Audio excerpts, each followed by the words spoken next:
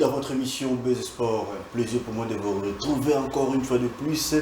Mesdames et messieurs, plaisir, joie et paix à l'abondance pour vous retrouver devant vos postes télévisés pour suivre cette émission Buzz Sport de ces soirées. Aujourd'hui, je ne suis pas seul, je suis avec Monsieur Igo Quito, Aigle Royal. Bonsoir et bienvenue. Bonsoir, Nigorangaï. Bonne santé. En tout cas, santé Kitoko. Juste à ma gauche, à ma droite plutôt, c'est un sujet de débat. Une personne à qui tu balingite, Monsieur Roger Afata. Bonsoir et bienvenue. Bonsoir. Bonne santé. Très bien. C'est avec eux. Motopamba. Ah, Motopamba. Motopamba. Mais les sénateurs en vie. Les vrais sénateurs en vie. Le sénateur à vie. Tu dis la sénateur à vie. Et on a bon, on a créé. Ok, d'accord. C'est avec eux deux. Je vous rappelle que ce sont les figures emblématiques au sein de l'OC Renaissance du Congo. Aujourd'hui, qui sont en cours pour la réunification et l'unité. Bon, pourquoi l'unité? Les gens s'opposent à l'unité. Pourquoi pas l'unité? On va les découvrir dans ces plateaux. Alors avant tout, nous allons vous informer parce que c'est un devoir. Playoff, les Aigles du Congo a eu raison devant l'association sportive avec club. Vous savez bien que les Aigles du Congo, cette fois-ci, ils cherchent à se positionner pour être africain la saison prochaine. DCMP a eu raison devant l'Académie Rongex, c'est la note de 4-0. Magno Maignan, lui qui s'est imposé sur un score fleuve de 5-0 devant Angever des présidents Innocent Kibundulu. Simba de Kolwezi a eu raison devant les Sa Majesté Sangabalende. Coupe du Congo, puisque nous parlons du football, Coupe du Congo du football. Les élites du Congo, TP les croyants, débit partout. Les élites du Congo a eu raison sur penalty 4 buts contre 1. Où les prochains adversaires des élites seraient bien l'association sportive avec les déjà. C'est samedi 14 juin à 15h juste au stade Tata Raphaël. Et puisque nous parlons de cela, essayez d'abord de suivre ce qui a été lors de cette rencontre. Suivez.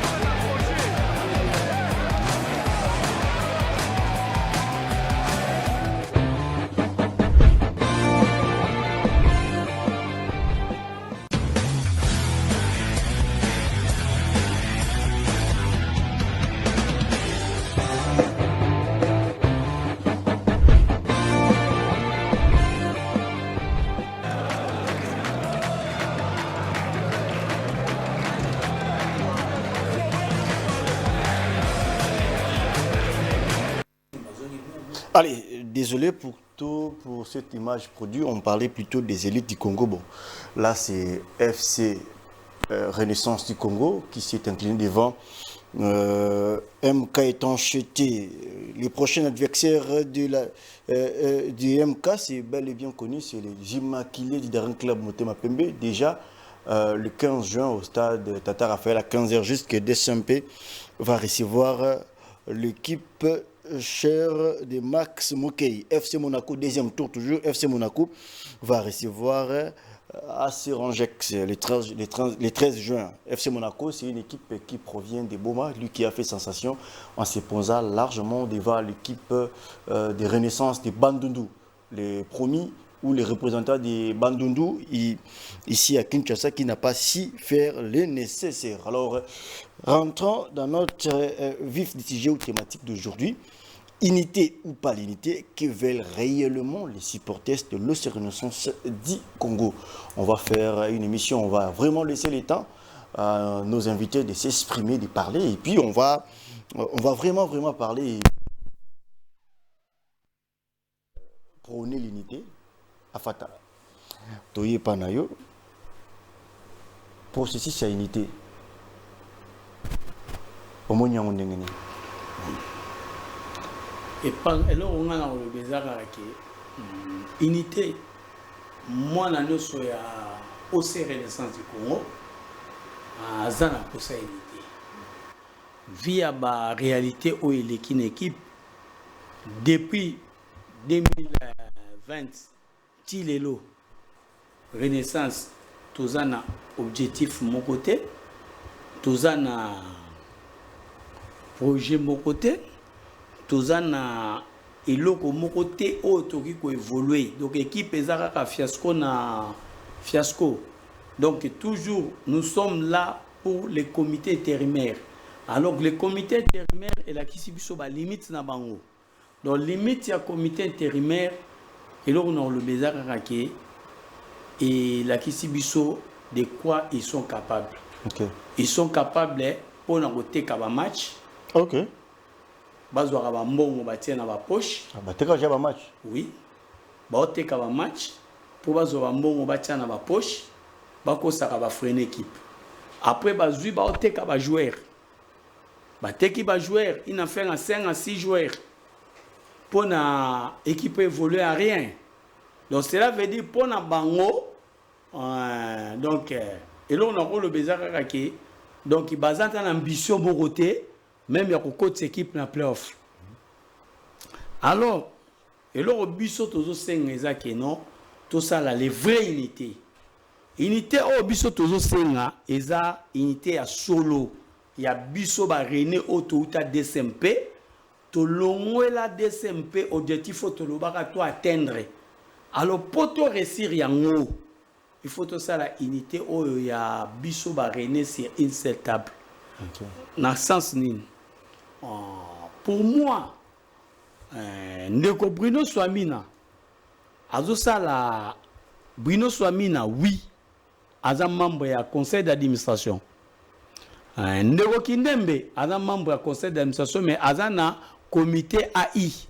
Donc cela veut dire le comité intérimaire où ils allaient qui na mandat ya président Maxime Seleman. Ce qui tolandi administrativement parlant, ce qui moutaza na mandat nae, alobia paiement pour la santé a commis. Donc cela veut dire dépenser 3 mois. Ce qui t'organise ensemble était d'office il faut que réhabiliter mutuana na poste nae. Mais la Renaissance et salamité. Toujours continuer toujours dans le comité intérimaire. Depuis Mukuna Longwa, Mandala Ye, Chilo Tozaka dans le comité intérimaire. Alors le comité intérimaire est là qui s'y la limite. Où les gens qui non, tu veux comprendre que non, tout à Liboso, relégué Bissona, Ligue D. On était sauvés pour la Covid. Ok? Tout a mis balai, relégué Bissona, Ligue D. Mais tous qui sauvé pour la fédération. Saison Oyo. Ceux qui te le logiquement par là, nous sommes sauvés parce que guerre est dans l'Est, qui peut être dans l'Est moyen et bêta. Exact. Commis lettre dans la fédération, règlement 5 qui non, qui parle le bêta, cela veut dire équipe à moko, moyen qui t'a. Mais jusqu'à présent, on n'a pas encore une décision officielle. Ok. Alors cela veut dire, le col a une décision officielle. Ce qui est le but bêta play down. Les comités en place étaient qui va jouer dans DSMP. Tout le statut.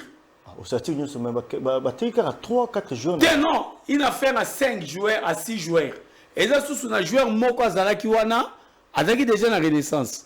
Mais le cola, non, non, bêta quitté, a déjà la DSMP, mais c'était une équipe pour la Renaissance.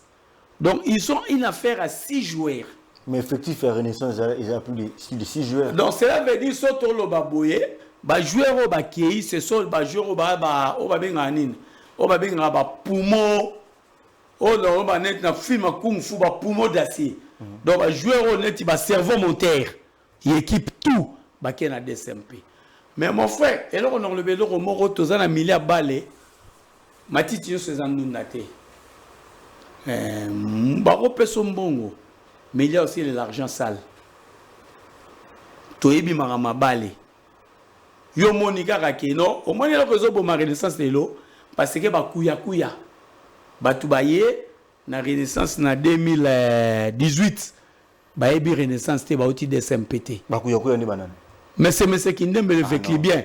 Non, tika yo tuninga te na ba kombote. Te na otanga. Parce que la vie à renaissance est entre les marteaux et la clou. Hollanda, c'est le moment de sauver la renaissance du Congo. Et c'est sous ce lot qu'on rebombe. C'est là malamu oyo ba bi pour sauver renaissance pour sangana unité. L'anda est bien. Ba supporter la renaissance. Le renaissance mutapesi DSMP ba beki. Vrai faux. Le DSMP na souffle au DSMP na ngo, c'est la grâce à renaissance du Congo, c'est grâce à comité renaissance du Congo. Depuis oyeba comité renaissance du Congo. Torozo point na DSMP torozo point tozo raté. Miracle onji torozo point. Miracle onji wana zobeta. Toya kati le rien. Donc cela veut dire bande ko foba yeba ke to uta DSMP. Donc ceux qui bossent comme na DSMP na 12h juste biso ba fato to royeba parce que ngai na ajola la ki mwana muke j'étais déjà membre du comité na DSMP. OK? J'étais élu dans l'assemblée dans le comité à Chimanga na Mayaka étant que vice-président de la section volleyball après JC Katanga. OK? Mais na moni de Komoro il était humilié. Famille na yeba ebika aux vice-président mais il n'était pas élu. Donc la quoi la soif à pouvoir na saini motion dans l'assemblée ba tout dinga président fata c'est quoi habité na préféré na qui ta premier conseiller na tikela ndeko azaki humilié sanine azwa poste parce que poste ya azaki envier et là qui poste moi j'étais élu pour na la kisabandeko ebele balobaka moi je défends l'intérêt de renaissance na défendre la renaissance na katia mutema na défendre la renaissance pour l'intérêt personnalité ata sorotuni ba mukuna musanga na tingi ba mwana na fata à défendre la renaissance il y a solo en vrai et en vérité. Le problème est ceci. Renaissance du Congo est une équipe à partir aux supporters. Mutu moko te na vie na ye akoya ko tout atolo ke ngai renaissance il faut comme nga non na obeta mesa lelo jamais renaissance au tour aux aller à mutu eta ke nga mais ça vitre attention pendant na futango na mona la na ngata ba finga na renaissance tu évoluer renaissance Hollanda les équipes va supporter mutata moko ta ko tchana mutuna détourner comme la supporter là il a détourné renaissance mais c'est le vécu bien Willy Kindembe le vécu bien ouais en 2018 mutaye ne président Chora il y a section Bayaka bon aki ko soma biloka courant mais lelo yo a commis na expliquer na lo bano likambo ya unité pour na devient moi mke pour na éclaircir ba na obeta ngo déjà avant pour l'être au coma et comme autre minute comme ya suka on a nyata ba bord déjà avant mais c'est Willy Kindembe il faut évacuer non renaissance est à bord na en famille et après bord va plus petit na été peut-être azo se tromper ba plus petit depuis bariné té ba petit na bariné té ba milice o ya créé rapport du ko René té boni boy non il bisoté na 2014 e ba rapport du koko non le complexe pour comprendre de terre o mani mukuna za munene na expliquer le mukuna munene aleki Kindembe fa 1 million na expliquer ama Kindembe rendre petit elokote ngana boyango cela veut dire quoi ngana fata na boyango pourquoi tout nanga pourquoi je te laisse Hollanda nanga démontrer pourquoi na boyango pourquoi le bata fata boyango pourquoi OK au mani Kindembe 2014 vous avez ça c'est en 2014 nga fata na bandi ko telemela mukuna 2016 wana Kindembe a été ba supporter no sa renaissance ba au stade boy ma papa évêque papa évêque bana fibo ba lelio mais nga na fata na bandi ko leka na démission na 2016 na telemela mukuna. Et puis dès et là on a ebisa batuna ba journaliste na ye mukuna avait Apodiko avait Schubert avait Gili avait quoi Hakim mukuna il na chaîne ya télévision mais on a renversé mukuna donc Kindembe azana Podikoko na ba journaliste mususu na lobate Hollanda Gilit c'est mon petit Gilit ayebi o musanga na sala pona na okunda pa famille na kunda papa na non il faut le baka non na la vérité tika tokoloba parce que eloko ba sala lelo ba tia musanga na nini mbeli na mukongo afata et puis na batingi na ba administrateur nyoso bango ba chuba bango mbeli na musongo est-ce que na fungolo mo moi je suis pas membre du conseil d'administration faux là c'est connu oui. Mais nous défendons le conseil d'administration installé. Si tout nous défendons parce que nous voulons une unité propre. Unité comme tous les Rennais pour que nos objectifs la DSMP to atteindre. Pourquoi? Cela veut dire que les stèles bateaux qui ont rassemblé Bissonioso pour tous on a unité. C'est le conseil d'administration. Cela veut dire pour réussir mission oyo il y a une unité oyo, il faut installer conseil d'administration. Les conseils d'administration là, dans Otangelo, il y a Kindembe, un membre du conseil d'administration. Bruno Swamina, un membre du conseil d'administration. Bruno Swamina, un membre du conseil d'administration. Hollanda, Moussa Nganya, membre du conseil d'administration. Tingi, membre du conseil d'administration. Maître Rémi Abdallah, membre du conseil d'administration. Maître Herman Bolambele, membre du conseil d'administration.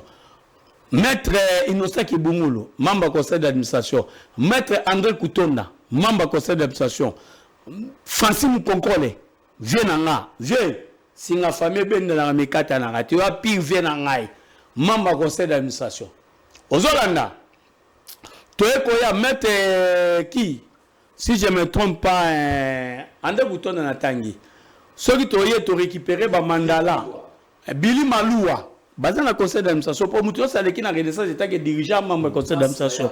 Maxime Mayaka. Il y a un membre pendant qu'il est en exil. C'est membre du conseil d'administration. Maxime Mayaka, mandala, Inosaki Bungu, Banani, Jeffrey Nyanga, tous sont là.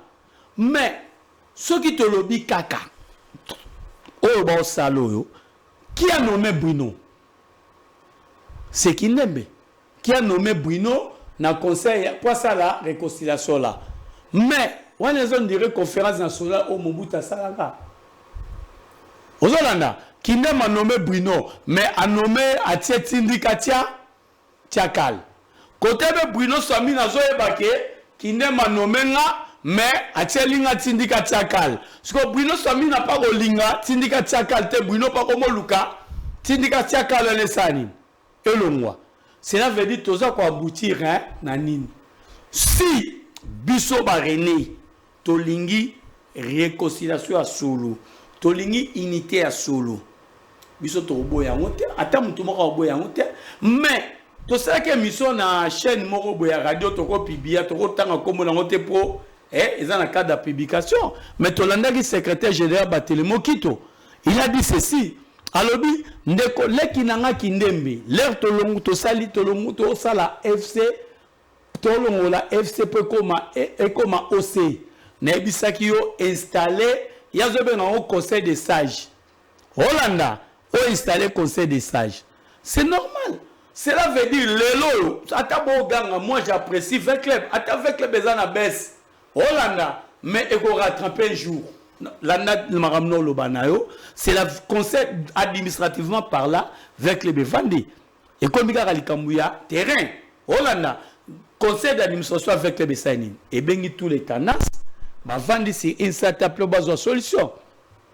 La moment où les supporters à Renaissance bazo zela démission ya comité AI il y a intérim il y a monsieur Kindembe le Veclibien ouais il y a la 2018 Hollanda ils ont changé envers lui tant autant à communiquer mais non oui non quel mais là parce que a même équipe na mabe attends cette équipe na mabe cela veut dire c'est quoi Hollanda bon frère c'est là na sisara mukena chité OK cela veut dire c'est quoi yo oye na système moko oteka ba match oteki ba jouer après sous koko sakao ba freiner biso menzo ka ne bino moko ne bozo ba mbongo bo oteka ba match bo oteka ba jouer déjà au moins une fois pas ça mbongo ya match oui oh boni bo yo kan si nenge toza wana na ba chimanga ne toza wana na ba les aigles l'équipe wala nyoso toza na ba côté au ça l'équipe marama monde moi monde balé au ça li comme la 12h juste 12h 1 minute ba to ça ba oyeba ozolanda ba supporter ba souffrir na stade to mona lunanga a fallu mauvais dégagement donc on est comité ce soir qui a bango après ba lobi te bolé ça peut ba jouer bango moko ba yepa na ndaku ba lobi président comité ça na besoin to beta playoff té ngabi pourquoi Supra linga loba zito a fini Supra Pecho yonani William abi otika zito loba Preza eza carrière na biso to ala bezo to monana comité bana bango na bambonga o faire voyager biso to kene robeta playoff té comité bango moko ba komo teka ba match Hollanda ba diriger ba équipe ba ko luka biso to céder pour équipe sanine et sombre alors ba to ba équipe bango na et puis pour démontrer moi-même j'étais victime, il y a Likambo, Renaissance, la première saison Mandala. Renaissance, c'est bima à combien de points? Oh, ngaïna ndeko Kindemba face à face. Kindemba le président Fata. Ngana zawa, il faut te faire tomber Mandala. Ngana binae, oui. Mandala n'a pas de moyens parce que bino tu bomema qui biso to na Marie Claire. Pour tengo, pour équipe sané mata. Mais bino boyena Mandala, bino batalokola ma CNS. Pour ça la nine. Landa bien, tu can expliquer. Alors, président Fata, il faut te créer crise. Crise, il faut te corrompre les joueurs. Bien bon, te corrompre les joueurs. Président William Lobby, il faut devant il faut te corrompre les joueurs. Les joueurs vont saboter le match. Les joueurs vont saboter le match. Équipe à l'époque, il y a combien de points? On va saboter un match pour Ndimaki, non? C'est président Willy. Ce qu'on le doit, c'est les locaux. On a fait la bouille. Cela veut dire qu'il faut garder la tenance ou la passation des pouvoirs. Oh, Kandala Sarakina, Mukuna. Cela veut dire ceux qui, Tobito Salango, Mukuna très malin. Mukuna Kozonga, Aoyebake, Olongoli Mandala illégal. Mukuna Kozonga, bon, hein? Naye yo Willy mutoko ma chef va battre atuninga presa na ko ma chef va battre pourquoi ngabi mutamuku na ninga mutabi misara ba petit moyen naye l'équipe. Mais pour moi je préfère Mandala Azalawana lokola yemoka le bia kokate a organiser assemblée to créer mutumsu. Mais le quoi on était surpris tout le monde un Jefferin Nyanga. Il est là, to pesa Nyanga équipe place de quoi monaki mabe. Yango monaka lelo batu balobaka équipe bima deka. Na ebisaka Willy soko sali makamunga na lobino te na robundisa yo. Nga lobaka mutafasa. Hollanda amona pe jour ango pe o mona na ranger na terrain équipe bima deka ba joueur deka équipe deka ba supporter parce que je savais déjà et là petit mora joueur azana ninga était fort petit neti ngale le so comité place ye na koloba balongola e parce que nini corruption ane le kanzela nae mutu azo préférer corrompre ba joueur pour équipe pour là pour na la soit jango Renaissance azo mené manyema union etikali 3 secondes balé bimi libanda Petro gardien a oué ko zo balo libanda sala mauvais dégagement manyema union égalisé car le même dégagement mauvais dégagement oyo lunanga saginine atiesaki leo lunanga za la DSMP et là on a sengeza na ba René que to fungola misu c'est le moment ya ko sauver notre équipe Renaissance c'est que non mutumoka tingami po asala ka ba dédouanement na ye Tozo na sijona na repé sortant to beta le solo wana. OK. Monsieur Igor Kito Aigle Royal. Processus ya unité na kati ya Renaissance du Congo.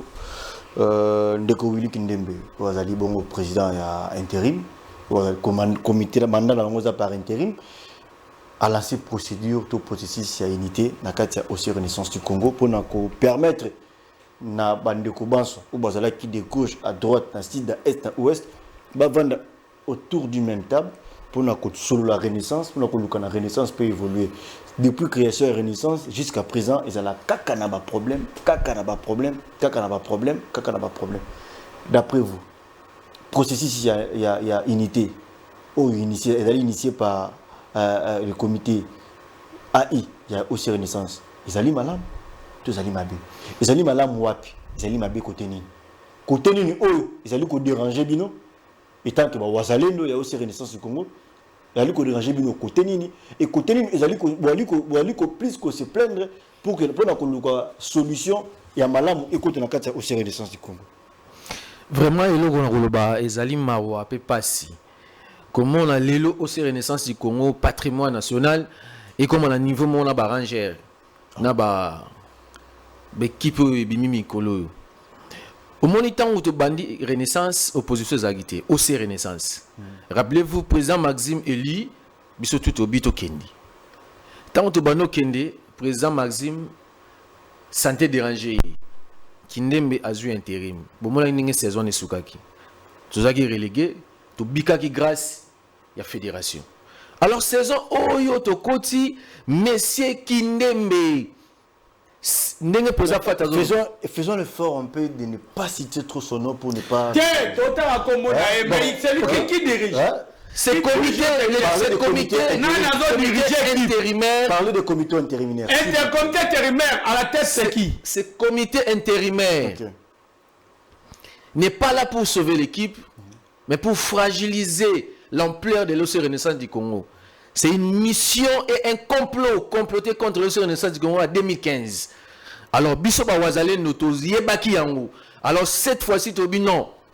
Mais c'est Willy Kindembe. Aïki Kokota complot en 2018. Aïe Bagangote place Outaki. Maintenant, Talelo Rassali. Lui, il pense qu'il est plus risé que nous. Alors que nous sommes plus intelligents que lui. Mais c'est Willy Kindembe est en saison Essili. Renaissance avant saison Essili. Nazongi Mouké. Bandeko ya olo ba fibo ya solo parce que comité les a ba vécu bien. Bandeko ya fibo ya solo ba lobito zana ba partenaire. Fiable au babi bakotia ba musona ba on peut équiper beta. Mais c'est Raphaël oui na c'est sur le solona Fibo de Nazareth. Mais c'est Raphaël, il a décaissé son argent. Na lobi na mbongo bima de palier.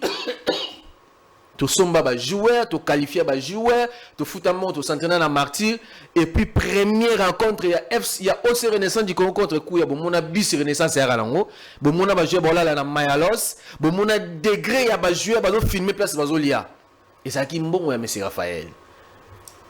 Mais après ce comité intérimaire ba sali tout pour que ba benga ba partenaire wana pembe une équipe 4e journée za ginengini ba je ba la na hotel o mai bimarate bazola ma fufu na 0 pour balia intendant moko za kana azola me fufu na 0 pour ba jouer balia c'est malheureux ba je bazo beta match comité zo bisa bango to ke coupe d'Afrique te bo lembisa muki alors tant où tu commis na fin de saison mutu moko alinga ko se prononcer que tout ça l'opposition contre lui parce que tu lingate tu mona eta za adversaire na soko do bunisaye to talieti na suka tu espéra ki que to kene playoff mais tant to bandi ko yoka na bande ko ya dering que mutu na bino biso ne to voter la lina foot to za na deal na ye to zo ko pa bata dering biso ne to kene playoff bino boke playoff ti ah to fongoli misute e makambo zande boye ah suka na yango ezagi nini 6 joueurs na imana 2 joueurs na ranger na minute d'entraînement et ça la mansouté d'ailleurs entraînement au samedi pour un bon on peut ça va jouer transporter c'est comité intérimaire baza ba ko faire voyager équipe T tu es bagi déjà et sika ba soukeli pour ça que le boko yemoko peut-être le boko yemoko mais tangeli yes abi msamba na renaissance pour bon ba de animal au ça na combat renaissance il est le seul président de renaissance où a bénéficié na ba mbongo yebele ya batu et bien mbongo a dédouanement renaissance ozomona majab soki tozo be et hier on a combat équipe nini soki tozo be la combat équipe nini c'est parce que zo sala passi OK alors quand il a installé cette commission de réunification ezaki commission moko ya hypocrisie alingaki a calmer ba supporters le ko lazo kine Chine na simana ba supporters bazala mission ngo zala vers commission ya réunification. Yo ben même na voyage na. Oui to yebagi. Toza ba wazalendo.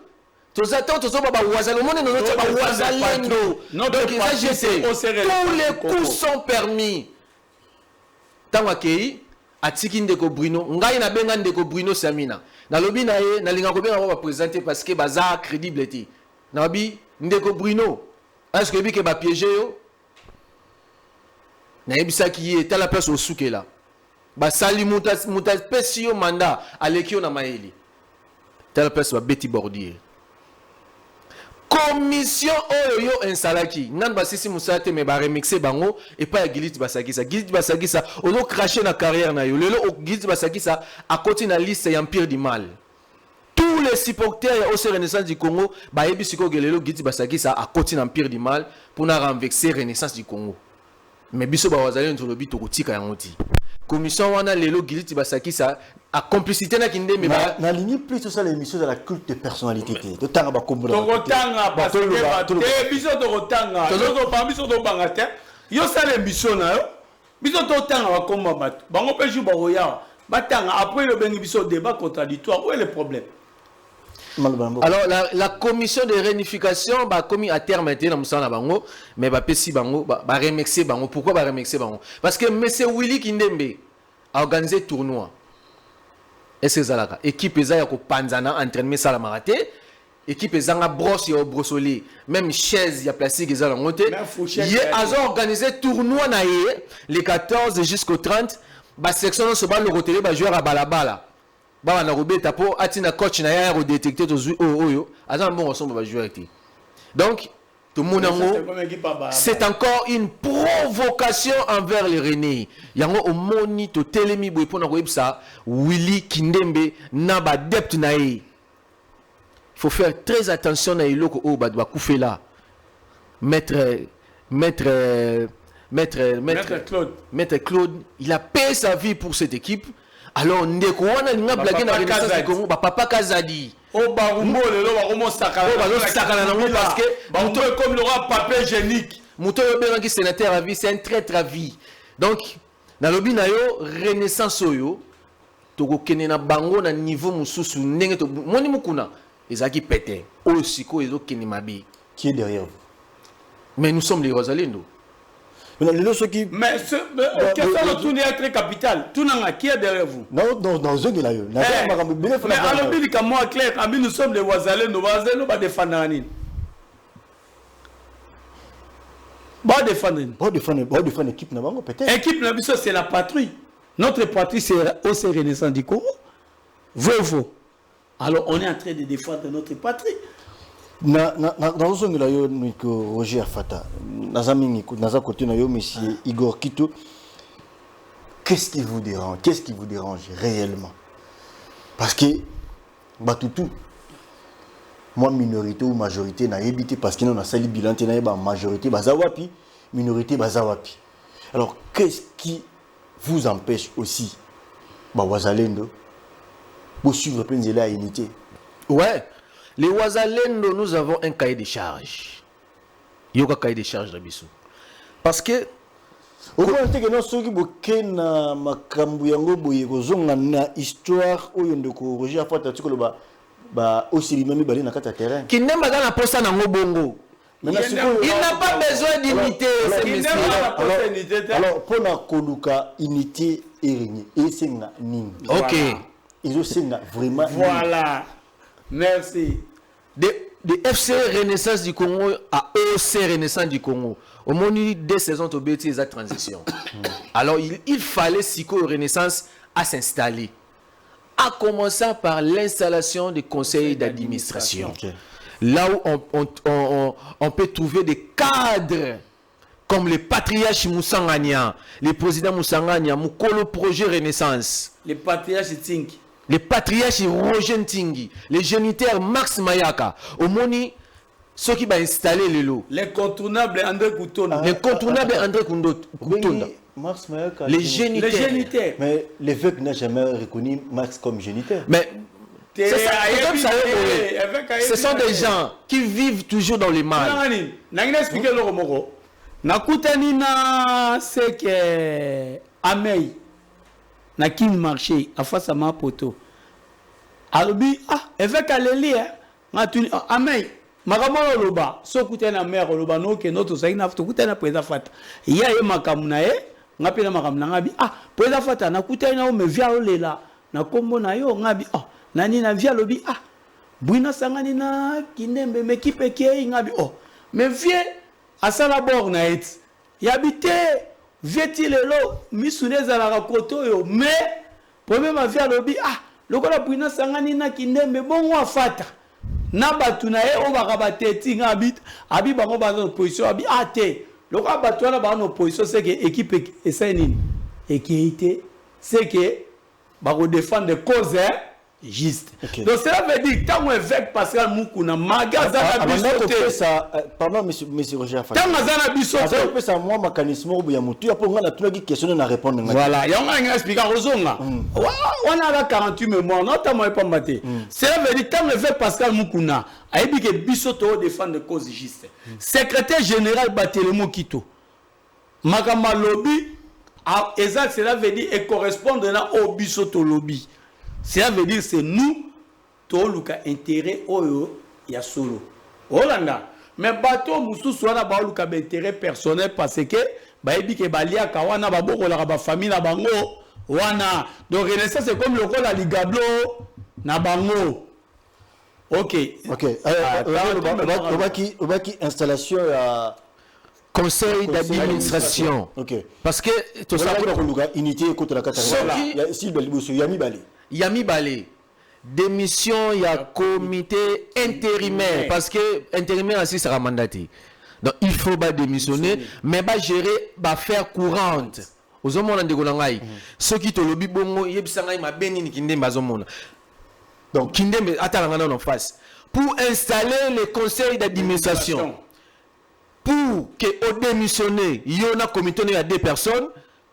Botika, bo gérer, ba faire courant. Parce que si le conseil d'administration a eu des choses en main, c'est les sages qui décident. Lorsqu'il y a la crise, ce qu'on a dans Sansabiso.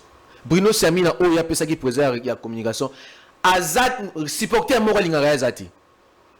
Pourquoi il y a eu que Mouto Balingaraete, à Salama Beming in Renaissance, pour comme Aboé, Bruno Samina.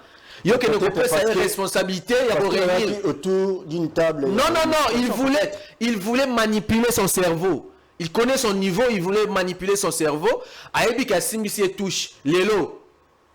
Bazo boire la bamboire là. Réconciliation Simbité. Et Simbité. Et comme quand Kindembe, Nakan ya Bruno Samina. Alors Tozo Kende. Qui a créé cette condition pour que l'équipe ne soit comme à la niveau haut?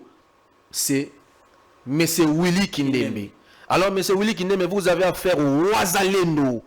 On ne recule jamais. Au lobby d'émission, il y a comité. Voilà.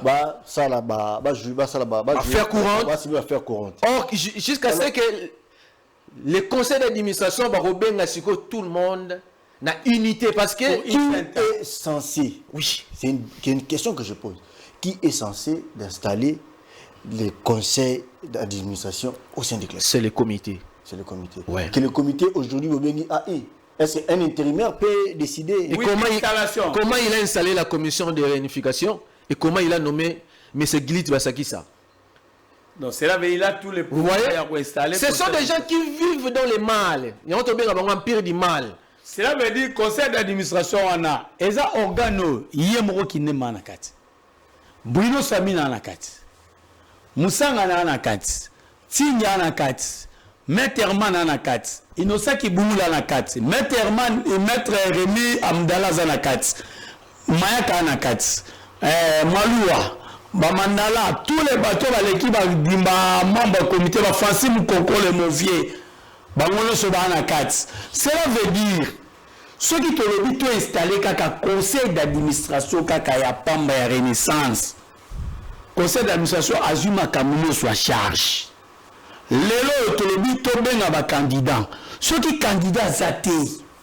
Mais conseil d'administration ya pamba ya Renaissance na qualité ndenge na ebi batuana baza capable de ça la comité de crise ba bêtise équipe ceux qui ba lobi bon biso lelo to moni to sangani nous sommes installés to sengi bon tous les tendances basani ni boya bofanda sur une seule table to sani to solola batu bakoya to lobi landate ba lobi bon na mission nyoso ba to lo bango ezate to tini mission Kindembe na Bruno to pesi bango pouvoir biso conseil d'administration to bengi pesi bango pouvoir ba installer tous les tendances to fanda sur une seule table na la roboya parce que appel wana outil na conseil d'administration parce que conseil d'administration est installé to roboya te ce conseil d'administration va dire bon pour le moment to monique Kindembe Masani assisa mandat mutaroboya te parce que outil na conseil d'administration parce que le conseil d'administration est installé.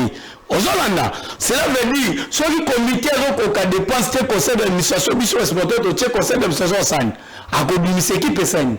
Et bien, parce que nous voulons conseil d'administration et équipe et ma sur équipe en charge parce que l'autre qui est une vraie unité. Mais ils ont dirait le plan ils ont la famille, papa et maman ont un conflit. Et papa na maman va se réconcilier va vendre ba kaboli bana musu wa ke kota papa bana musu wa ke kota maman ce que bato ba kosala po bana ba sangana c'est quoi papa na maman fu basani ba yokana po ba benga bana so po to fana c'est inacceptable mais bango ba sa ezani ba bandi na na bana po mama te pas papa na maman bana ba kende papa na maman ba yokani te cela veut dire foyer famille rozala ropanzana namuna ki na réunion na ya réunification namuna ki présence ya Guy Capitaine namuna présence ya Batubili. OK. OK. Maintenant pourquoi vous vous opposez à l'unité sur la réunification? OK. Et là on a un Guy Capitaine azana no président sectionnaire Olo il était dessus na CNS. Aux Hollanda azana no président sectionnaire Olo même hier moko la carte CNS na bakindembe bayoka na mati. OK? Donc la carte CNS dans yango moko Olo doit le passer tout le présent. Le présent. Oh bah yamba ki. Oh bah yamba. Maintenant non babo bande na minute de babo réconciliation panzalele sambalele réconciliation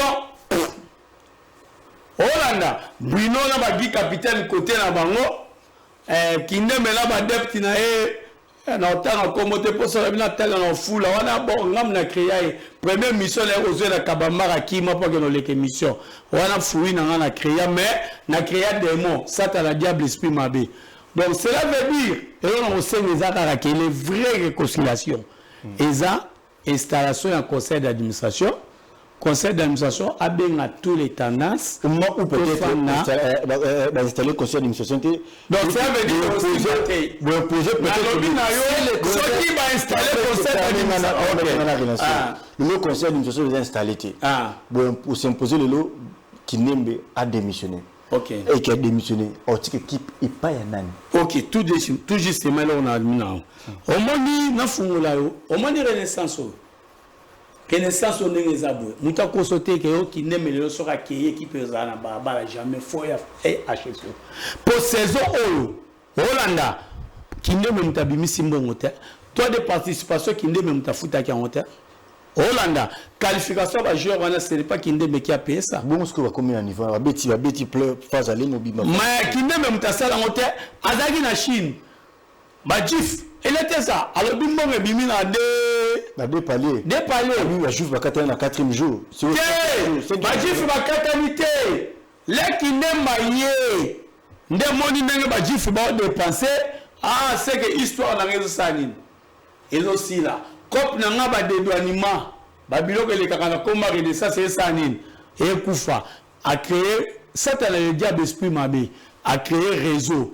Comment on peut bloquer Bajif. Hollanda. Mais événement n'est les kaki. Bajif va mettre ici sur 3 journées. Là, 3 journées, tu as 2 victoires. Combien de Nil Moro. Nil Moro. Hollanda. Mais là, bango baye. Frère. Première journée, la bango, équipe là, dans l'hôtel. Bajeur, là, la base de la batu, ça là. Makinouma David. Hollanda. Après, Bajeur, là. T'as la niveau. Et puis, hôtel Maïzo Bimate, Bajor au Soukola na stade. Mais ça va être 3 minutes, 35 secondes, 34 même. Panayo, monsieur Igor Kito. Monsieur Igor Kito. Processus et unification pour n'avoir wazalé de Boligny en côté. Bon, lobby pour que processus et unification et unité et Simba, tous à la malamu. Et c'est nous qui avons installé le comité. Conseil d'administration. Démission à comité qui n'aime. Alors, dans le moment où peut-être, et que le Koana est salamité. Pour qu'il y ait une guerre. Alors, nous avons posé maintenant. Est-ce que, d'après vos analyses, est-ce que vous avez un plan BT pour la équipe est à balabala pour aller le Bino? Baréné. C'est jamais sans vous. Il y a Bino Baréné. Tant que Moko a monique non à Salaki Mabé, papa, moi, la femme prodige, tant que bon qu'il est là, papa, boire qui était. Tant que Salim Mabé a zombie, habité tout coup. Mais après prodige, j'en peux faire un bat. À outil équipe Pinine. Ah, on a la capture à tendre. Ah, mais après prodige, il faut la outil de SMP de la femme prodige. Mais avant prodige, à outil fait club. On n'a pas prodige des amis. Équipe était filtrée, enfin prodige elle a filtré. Outil fait club. Azo l'équipe là-bas, on déni Kambay. Zoa Mutunabino Veklibe Kindembe, ayana avec club. Enfin prodige les abato outil mana. Babana Renaissance en 2014, laissez les René va traiter problème dans le René. Et avec bien, il y a une chance. Ça veut dire que la Renaissance qui paraît parce que, tu vas tendance nous. Namawana, total pendeko, à Salima, bon, Azab quand même dans le conseil d'administration. Moutalongo y a une équipe azate. Ozolanda, tu as une équipe. Mais le problème est que si Kande, que gérer l'équipe, qui est dans le conseil d'administration. Maintenant, c'est la conseil d'administration, elles ont charge. Il y a Makamounio, il y a rassemblement, il y a tous les tendances. Tu fais sur une seule table, tu fais sauver notre club. Installation au conseil d'administration. Les loyaux, ils ont installé le conseil d'administration. Moussa na sali bangouni. Tinga sali bangouni. Herman na sali bangouni. Kibundu na sali bangouni. Kouton na sali bangouni. Yemoko pe Bouino sali bangouni. Yemoko pe Kindembe ami sali nini. Pour organo bangono so bazana kati. Ce qui va installer en mot, cela veut dire na Bruno, na Kindembe, na Francis Mukonkole, na ba Musanga, na ba Tsingi, na ba Herman, na ba Kibunduru, bangono so ba keko vanda si in cette table. Basani, basangani, Ça veut dire quoi? Équipe ont koufana d'abord na conseil d'administration. Bango kuna bana na boyokani te. Lelo renaissance car conseil d'administration pas ma renaissance so ba sangani ba obet équipe. Toza kuna posa dirigeante. Toi pe na besoin te que hein? Voilà tout nos questions. Na tout nos questions moko. Na bango nyonso nde bazana na leki musanga na mbongo. Ah, ok. Donc cela veut dire conseil d'administration à Pamba, il y a Renaissance et qui combat cette équipe. Aux Hollanda. Mais le cas d'intérêt personnel, il y a des dédouanements, tu vas si par lequel il y a Bouya Madjabou, au petit Angalo Baranémission, Soupa Madjabou. Donc, oui, Soupa Madjabou. Tu as pas flic, tu as des formations, tout. Il y a aussi des chef, tu as des contrôle. Où c'est la publicité ma job l'émission? Oh, ok. Eza nini ba otaba mais pas ma job besoin de comme renaissance. To lo bate. Oh, ozotanga comme na otanga eza mission. Tu n'as pas de publicité. Eza ka de publicité. To tanga parce que ba biloko renaissance ba dédouanement zo ça comme renaissance. Hollande monango. Oui. Ba préfet ça. Ok. Ok. Alors, cela veut dire, et l'autre, M. Willy Kindembe doit démissionner dans le comité de AI. À qui va jouer, à qui va point, à qui équipe, à qui biso na zanda tipo. Les hommes pepe na biso descend pas comme betanango. On est marre de ça. Hollanda, na otota imana. Soki Kindembe abia vandi sabata bite bande quoi? Via la réalité boye, tu vandi te totika DCP, tu vandi tout sur la famille. DCP c'est notre famille, famille vert blanc. Hollanda, mais est la officielle, mais est la te que no bokei bo sali ngo, boko c'est la batu ba offre une équipe, mais souka non ande bino de bozoela ngo ba makambu na bino, bokela botadi boye, après bo faire sombre équipe pour boko c'est la batu musu pour ba beta batu na stade. Hollanda, lelo Kindembe aluki beke pa Bruno Swamina. Parce que yebi ke asumbi na nganda na benga président Bruno Swamina aya kopesa nga beki. Mais le même beki o aluki pa Bruno Swamina a pas comprendre que Bruno Swamina pe azape nyamate ayu mate yepe ça veut dire tout la nini. Les non vanini. O balobaka nani azo posa nani, cela veut dire et comme le rôle à j'ai à coucouler et l'ombi. Donc Renaissance c'est comme une équipe à balabala. Tout à liboso tout pour ezana balabala te il faut et les vraies unités. Les vraies unités c'est installation et conseil d'administration. Peut-être il y a ma commission à qui note dans sa mission nous bango et puis on a installé. Au moins yo considéré Bruno Swamina. Mais bah monsieur sozo considéré bangote yango moni na ko expliquer administrateur moko alobaki le moko na oloba lelo devant écran maître Herman Bolambele na tous les respects je vous dois na maître Innocent Kibungulu bino nde mutuboko a pesa Kindembe mutu makasi na otanga kombo ya membre ya ba administrateur te to kutana ngine na affaires étrangères alobi c'est Herman Bolambele na Innocent Kibungulu mutuba pesa Kindembe mutu makasi. Hollanda, Kindembe elo no ebiso mon jeune frère. Elo ko lekitika ezate. Mutu makasi e futarate. Hollanda, mutu makasi e futarate. Oleki mukuna nelo kote. Mukuna alekio 1000 fois par alekio munende mbale belé. Mais mukuna lela za na renaissance te. Soki na olo babwe pourquoi? Parce que Moukoun avait les journalistes, Moukoun avait la chaîne à télé, mais il était renversé. Donc cela veut dire que les journalistes, nous, on a pesé devant nous les Ouazalines.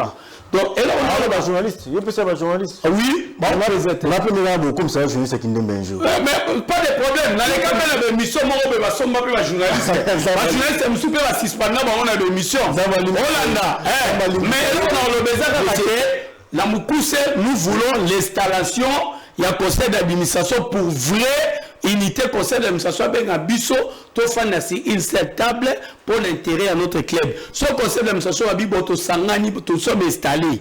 Mais l'installation a bisso, tout peut si pouvoir, il y a négociation par Bruno Swamina na kindembe so balobi ndenge wana na 12h juste 12h1 minute au moins na biso ba wazalendo nde batalibo ya liboso to roya po to sur la pour intérêt à notre club mais nini ne oya système oya tindika tiakal oya zo tia muninga kala zo tia muninga kal to koya te parce que tout le monde est à ventir. Merci beaucoup. Sauver notre club. Marine, na osenga bino ke bo fungo la misu. Lisu dikola lisu. Ba wazalendo bazana pour défendre notre patrie. Toza une équipe mususu te en dehors au Renaissance du Congo. To sauver notre équipe. O eza dernier rapport, dernier virage. Ozolanda championnat o ezoya, il n'y a pas de pitié. Muta o récupérer au kiti. Donc cela veut dire que c'est le moment de sauver notre club. Mboka oyo tambola na étranger za mboka bilaka et mboka bila ya Alibabe. Cela veut dire totika ba René ba diriger équipe.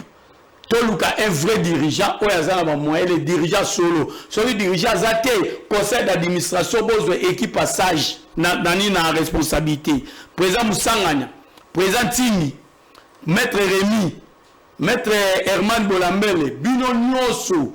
Oh ba Francine Kokole ba Mayaka banani bosangana na biso ba supporter to luka so dirigeant monate to tia maboko na poche to mettre sa comité de crise mais comité oya kinembe et diriger lisusu équipe te ce que le diriger équipe cela veut dire Ligue 2 à téléchargement parce que to ba de relégué biso déjà plusieurs fois nous sommes sauvés. Merci Laurent Robert. Merci beaucoup monsieur Roger Fata. Monsieur Igor Kito, Aigle Royal. Tu as commis pratiquement dans cette émission, mais avant tout, on a posé une question bongo moko na mot de la fin. Processus, il y a réunification na monibino bolingi en côté, bazalo de bazana plan B mususu ko proposer nini bolingi réunification to unité et côté na katia aussi Renaissance. Ouais, tu as pas sûr déjà cahier de charge nabiso. Installation il y a conseil d'administration et puis dans la démission il y a comité qui n'est pas gérer affaires courantes. Na simana onde unité à Solekoyam. Bota la binomo les patriarches musanganya alobi que tous les renés to kutana na salle kingani. Maintenant c'est pas tout tendance. Parce que musanganya bimsambo on est na Renaissance si kindemba obeta bon. Asomba lunanga asomba ba jouer mususu. Donc on est tous aboué, tous on ba plan bébé. Plan B moi tous bandang le 14 juin oui. Mais vous participez quand même à tournoi. Biso to na marche de santé. Le 14 oyo to na place tournoi biso to bandang place tournoi ozala. Plan B bandi wana. Vous préparez nini? Mais tous préparer tous les coups sont permis. Muto asakani na Renaissance asakani na biso sikoyo. Message à Souka. Message à Souka ezali. Avant pour ce message à Souka. Bolobi nyoso koloba. Tena ici te totika baloba muke. Ya misusu atanamu. Na pe ça une minute pendant la Souka. Bolobi nyoso koloba. Solution eza ni. Solution ezali passage bazwa les choses en main. Collège des fondateurs bazwa les choses en main. Ba fan de sabiso nyoso. Au Renaissance ali bongo Asbel. Ezali Asbel mais ezali na conseil d'administration. Singa rocha kusangisa mbongo. Oui, batiaka mais biso ko exploiter to tindaka. Tuna journaliste na bino ona ni po ya koko soki po ya koko.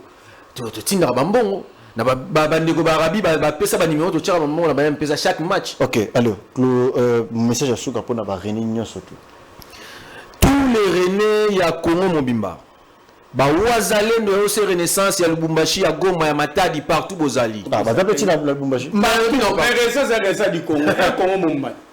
Tozali na marche de santé na biso le 14 oyo. Toko chité yango esika tournoi yo lancer. Tournoi unification. Les tournois réunification, des recrutement ya kindembe, des tournois té. Tango pi na kombo na ngolo. Mais comment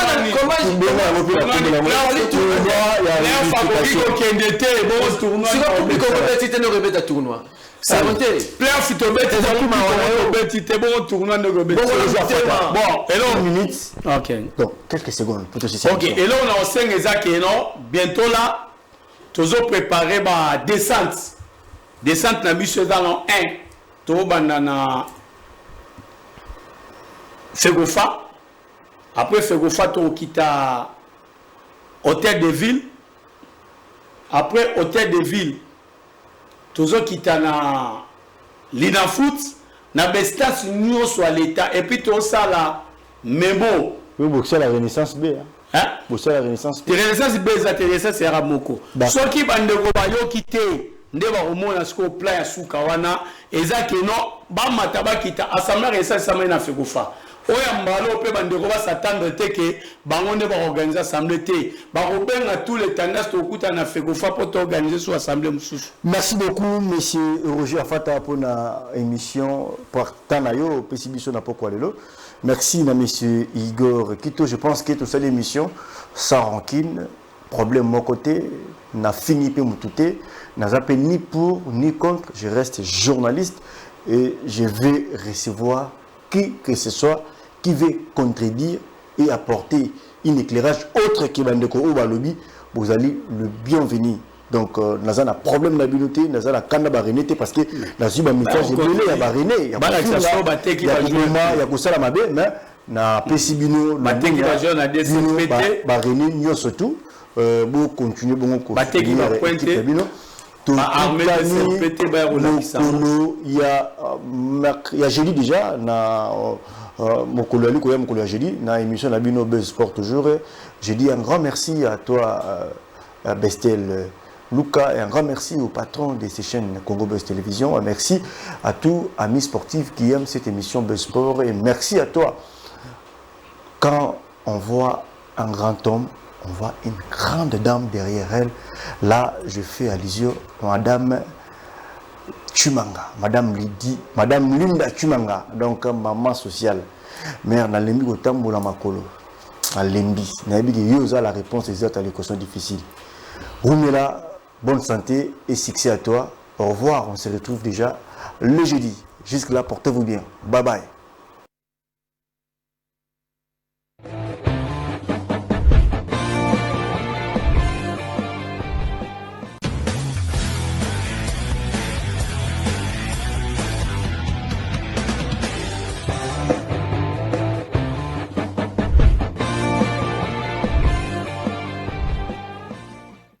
Bon, on avait tellement trop acquis sur la préparation avec une injonction de nouveaux joueurs. Bon, on a préparé par rapport à ça. C'est du football là. Oui, on a commencé à marquer et on a encaissé en deuxième mi-temps. Malheureusement, on va toujours préparer pour l'année prochaine. Bon, on était confiants en nous-mêmes parce qu'on a d'abord fait un bon championnat. On a terminé premier de notre groupe.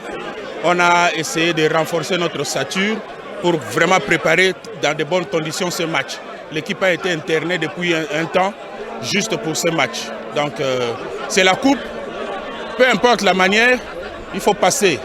Donc maintenant on peut penser au prochain adversaire. D'abord on pensait à l'FC Renaissance. Maintenant on peut à partir de ce soir penser à l'équipe qui vient, la prochaine équipe. L'équipe qui vient c'est Dering. Oui c'est Dering. C'est Dering. MK a l'habitude de jouer la Coupe du Congo. MK a déjà gagné 2 fois la Coupe du Congo en éliminant aussi des simples au passage. Donc, ça sera un match. On va le jouer à fond.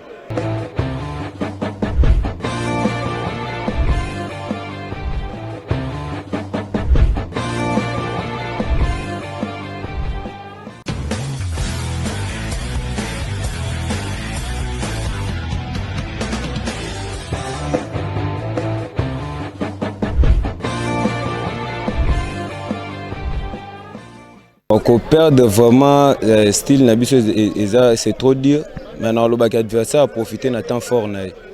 Nathan fort a profité de débit, le défenseur Nabiso a peu révéler. Tant que la Moussabango, tout le qui tout égalisé. Malheureusement, chance est na Nabiso.